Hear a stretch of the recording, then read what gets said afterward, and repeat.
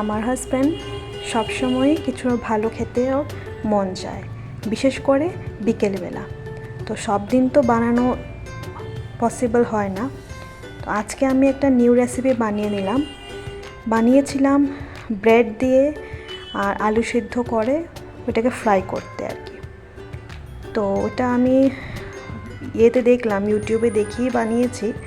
ভালো হয়েছিল, খুবই টেস্টি হয়েছিল, আর হাজব্যান্ডের তো ভীষণই ভালো লেগেছিল। আর এতই ভালো লেগেছিল যে বেশি বেশি করে অনেকগুলো খেয়ে নিয়েছে। খাওয়ার পরে আবার রাত্রিবেলা বলে আমার পেটটা ফুলে আছে, কেমন জানি লাগছে, ভালো লাগছে না, মানে রাত্রিবেলা ডিনারটাও খেতে পারলো না।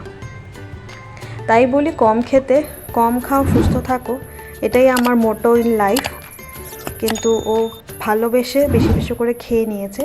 যাই হোক, সুস্থই আছে, ঠিক আছে এখন। ভালো থেকো সবাই।